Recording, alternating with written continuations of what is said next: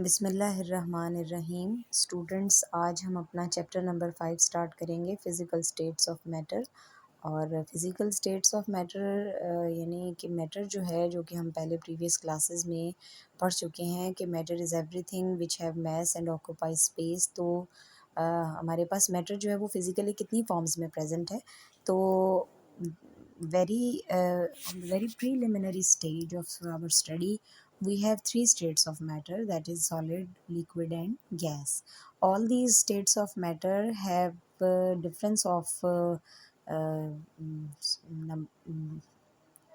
forces of attraction between the atoms on and the spaces present between the atoms, and due to this difference there is a huge difference in all the three states of matter.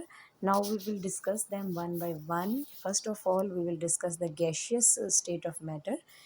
You know that we have some typical properties of the gaseous state. Typical properties are the properties which are typically present in that particular substance. So these properties, which are said to be typical properties of gaseous state, is only found in gaseous state, that is not present in solid or liquid state.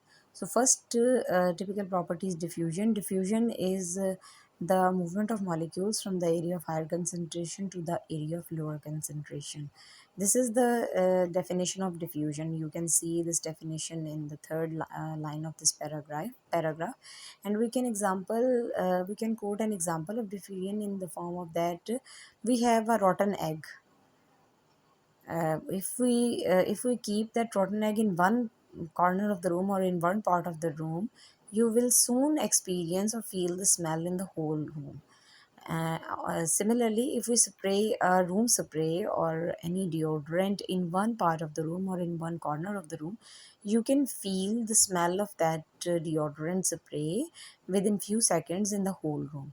So how it happens? It happens due to the property of the gas, which is called diffusion, by the virtue of which the gas molecules move from the area of higher concentration to the area of lower concentration. And this is due to the fact that the forces of attraction between gas molecule is very uh,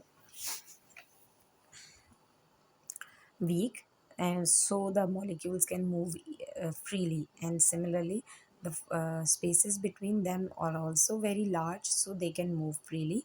And by moving freely, they can move from the area of higher concentration to the area of lower concentration. Next is the property of fusion. Fusion is somewhat related with diffusion.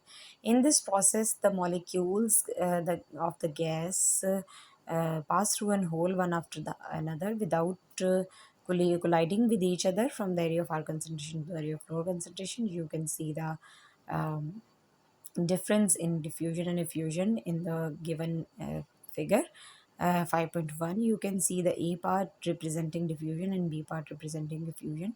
In the A part, we have the random movement of molecules from the area of their higher concentration to the area of lower concentration until the whole mixture is homogenized. And in the B effusion, you can see one hole, and the molecules are escaping one by one through this hole without colliding among each other. Next topic is pressure. Pressure, we can define pressure as the force per unit area. Force per unit area is known as force exerted by a gas on unit area of a container is called its pressure. And you can see it is written that P is equal to F over A. F is Newton, and the unit of area is meter square. So the SI unit of pressure is Newton per meter square. Now we will discuss different units of pressure. One is unit is millimeter of mercury. We can see that at sea level at 0 degrees Celsius, the atmospheric pressure is 760 millimeter of mercury, or it is also known as 760 torr. This pressure is known to be 1 atmosphere, so we can say that 1 atm. Atm is representing atmosphere, is equal to 760 millimeter of mercury or 760 torr. Now in this paragraph, we will discuss the SI units of pressure. SI unit of pressure is Pascal, and it is a very small unit. So kilopascal are used. 1 atmosphere is equal to 101.325 kilopascals. 1.01325 into 10 raised by 5 Pascal. These are the SI units of the pressure. Next is the compressibility. Compressibility is the ability of a substance to be compressed So gases are very compressible or highly compressible because they have large empty spaces among them, and they have force of attraction very weak, so they can be compressed very easily. And by applying pressure, we can compress the gas molecule, and sometimes the gas becomes liquefied when it is compressed under proper conditions of temperature and pressure. Next is the mobility. Mobility is the flow or the ability of a substance to move or to flow. And you can see that gases have a great mobility because there are large empty spaces among them, and there is a force of attraction are very weak among the molecules. So the mobility of the gases is very fast, and you can see within few seconds gases occupy the whole space which is available to them. Next is density. Density is mass per unit volume. Mathematically, we say that density is equal to mass per unit volume, and mass per unit volume means they have a large volume because there are much empty spaces among them. So volume and density, they are inversely related to each other. So we can say that if gases have great volume, their densities are very low. So these are six typical properties of gases which are typically related to gases. Now we will discuss the effect of change of volume of a gas by change in pressure and temperature.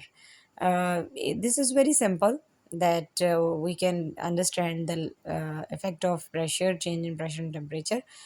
Pressure is inversely related to volume. Means if we increase the pressure, volume will be decreased, and if we decrease the pressure, volume will be increased, because inverse proportionality means one of the parameter is increased, the other will decrease, and if and vice versa. And temperature is directly related with temperature, with volume. If we increase the temperature of a gas, the volume will automatically increase accordingly. So this is the effect of pressure, you can see in the figure also. And in the next part, the effect of temperature has been given. Next topic is the laws related to gases. Gases, all the laws which are related to gases involve following parameters or variable. Number one is pressure, two is volume, third is temperature, and fourth one is number of moles of gas. All the laws which describe the relationship between any two of the variables described above by keeping the other two parameters constant, these are called the gas laws. And we have the following gas laws. Number one is the Boyle's law. Boyle's law is a law related which tells us the relationship between pressure and volume. And in this law, while describing this law or experimentally proving this law, we have to keep temperature constant and number of moles of gas constant.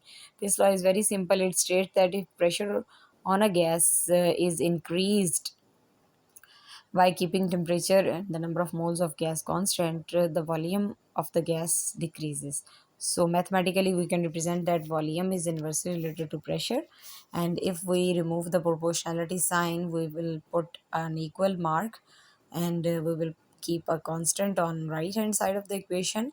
And if we want to determine the value of the constant, we have to multiply volume with pressure. So by this mathematical form, we can also define Boyle's law, state Boyle's law as the fixed amount of a gas at constant temperature. The product of pressure and volume is a constant quantity, and this can also be described by this table. This table is telling us the relationship between volume and pressure at constant temperature.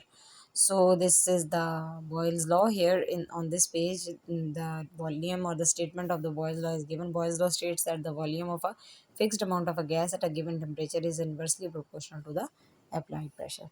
So by this, our Boyle's law is completed. In the next lecture, we will discuss about the Charles law also. Till then, Allah Hafiz.